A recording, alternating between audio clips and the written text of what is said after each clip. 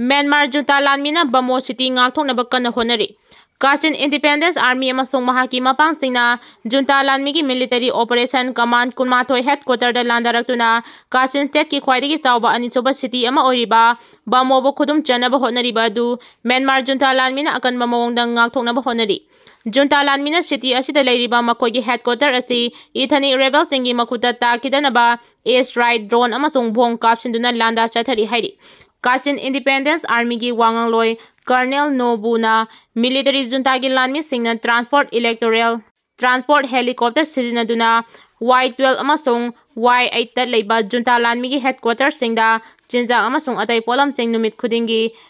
parachute ki matengna pibagi thabak tawi haidi. Command kunmathoi headquarter da mathau tawriba military junta lanmi singi jinjak walabasu lanmi sing aduna headquarter adu ethnic rebel singi makuta takidanaba akan mamawongda lantheng chathari haina Colonel Nobuna phongdoragli. Military analysis amana phongdorakpada Bamo City asti ngakpang ngamdrabadi Junta Lanmigi mapangal Kachin State ta khangan khrakani haidi. KIA gi Operation Commander in Chief Burma gi Army gi khutta sire haidi. Myanmar gi Kachin State ki Bamo City da Tatmando na chathaba operation da KIA Groups Operation Commander in Chief Major General Pauki Jaupan sire haidi. Idu ning thawdage delokhutage Pakistan Army amadi Pakistani terrorist amatani khenaba leite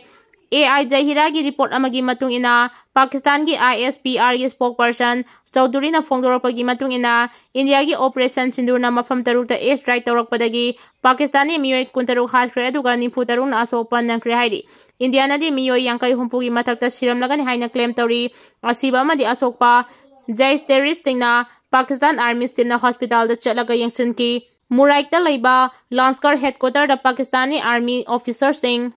ngasi India ki airstrike na sikraba LET terrorist Abdul Rauf ki funeral puna yauri Jem militant Maulana Masud Azad amadi mahaki loinaba miyoi 12 gi kopinda Pakistani national flag na kupi masina takpadi Pakistan Army amadi Pakistani terrorist sing khenaba leite haina takpani. India amadi Pakistan ki marakta nuclear lan fawba tholakpa yai. India amadi Pakistan ki marakta lan chongnaba haurakliba asi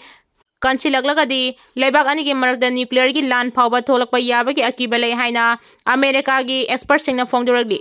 Lan asi somnatagi India amadi Pakistan leibak ani ki marakta songnaba lan nate lan asida America amadi China su nakoinana yaudaba nate leibak ani asigi khulai lan asida soidana yaurakani loinana India amadi America ga hana leiramba mari dagisu hena fagatkre hairi. India na Operation Sindur chathaba hokre Pakistan na bom amasu nomai kapsilakpada 15 sire Nimpuhumdoi Sokle Pakistan amasung Pakistan occupy Kashmir da leiba terror camp sing thugaigadabani haina rafna na phongdokre. Mamang thagi kunithoi gi nungthilda Jammu and Kashmir gi Pahalgam chingthakta leiba Baisaran tourist spot ta Pakistan da base toba Lansgar itaiba LET gi terrorist singna misang kuntaruk nomaina kaptuna hatlambadagi hanagi su terrorist singi mayokta khongpham chet na lepliba India lengak mai hauna saurakpadagi Pakistan gi mayokta athingba kaya thamjilakpada natana leibak asida leiba Pakistan masa singbu akangnaba matam piduna halhanba haurakpadagi Pakistan asu leibak asigi mayokta akanba thabak sing lokhalakpagi mahaina yumlonariba leibak anigi marakta phongna bom amachu nomai sejinaduna khuthokna bahore. Malengi leibak kayanasu yaningdaba phongdoklakiba Pahalgam thaudokta chenaba terrorist singi mathakta akanba thabak lokhalakliba India gi maikeidagi Prime Minister Narendra Modi, Defense Minister Rajnath Singh amasung Home Minister Amit Shah na marol naiba mifam sing pangthoktuna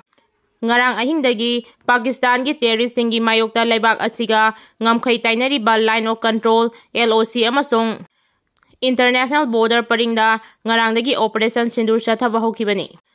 Leibak asigi maikeidagi hairiba mafam sing asida operation asi chathaba hauragani haiduna lauthokibaga panthadana operation asigi damak mathau taba thabak sing lokhalakpagi paukum oina Pakistani maikeidagi Jammu and Kashmir gi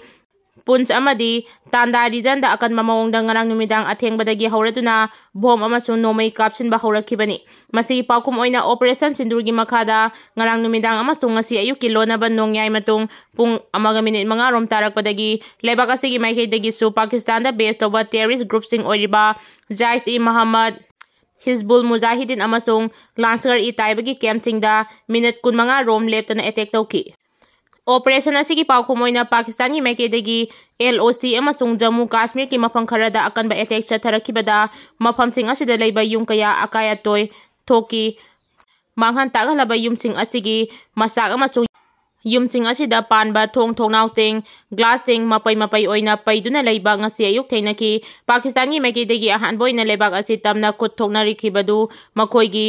Kuwara amasung Rajouri Poonch sector singda leiba camp singdagini hairi adum oinamak Jammu and Kashmir gi Poonch amasung Tangda region da Pakistan gi maikidagi yamlaba bhom thing kapsilakpada natana afaba makhagi nongmai sidinaduna chatharakiba lan asida yamdrabada lebak asigi mioi 15 lekhidre haina panabga loinana asopan nangkiba mioi singi masingna nimpuhumdoi oigani hairi